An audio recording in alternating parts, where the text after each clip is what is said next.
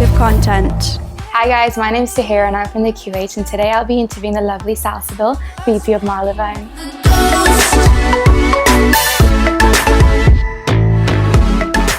Hi Salsa, happy Sabbaversary. How are you today? Not too bad.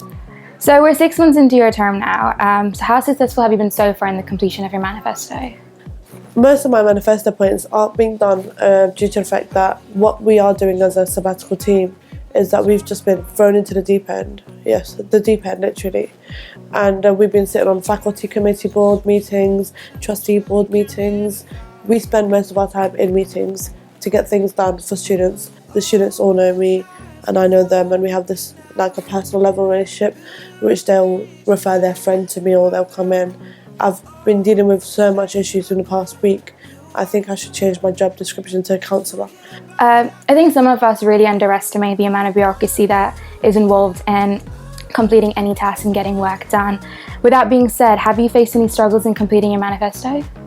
I've promised a few things in my manifesto that has not been completed due to the fact that it has to go through multiple boards to get approved. So my social area, as soon as it's approved, then they'll start building it. These things take time, but it is being in the process. Enhancing disability services was at the top of your agenda for your manifesto, and you've been working on ensuring students with disability have the same experiences as other students. You created a society called Unique and have looked into new lifts that don't constantly break down. So once fully established in Marylebone, would you push for changes in disability services in other campuses as well? Yes, of course. Like most of my manifesto points would be cross-campus. I want everyone from University of Westminster to experience the same, as in I love consistency. So if you walk into the Marylebone campus, you'd expect the same thing that you'd walk into a Regent's campus or Cavendish or Harrow. So I do like the consistency is a huge factor that needs to stay. So one feedback that we've got, and even know ourselves, is that you're extremely approachable and you do go out of your way to make sure your students are happy and content. And you do make it easy for students to interact with you as well. You've also been very successful with the Let's Go initiative.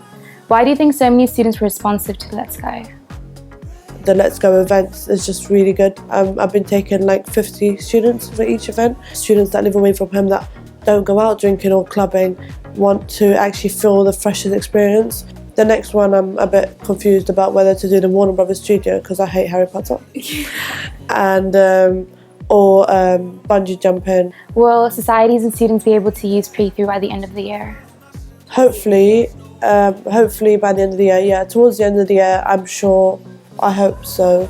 I've obtained the freedom of information, so I know when it's free this year. But it's the matter of booking it and knowing how and when. What would you like your legacy to be as VP of Marylebone? A legacy? Well, a very wise man told me that I should leave a legacy with my anti-bullying campaign, and that's it. I'm gonna follow his words and try to finish that in February. Okay, so last question from me. What one piece of advice would you give to a student running for VP of Marylebone? That's a very interesting question. I say the experience is good, and I say the campaigning and voting is very intense, but there are a lot of things that we never knew about, which we knew about after the job role.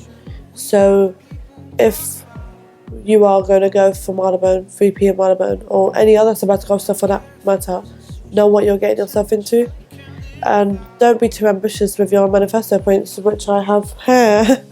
I think I was a bit too ambitious and have a lot of work to do still. And if you do run, do go for another year, because trust me, things can't be done in a year. It doesn't take a day and night to make a social space.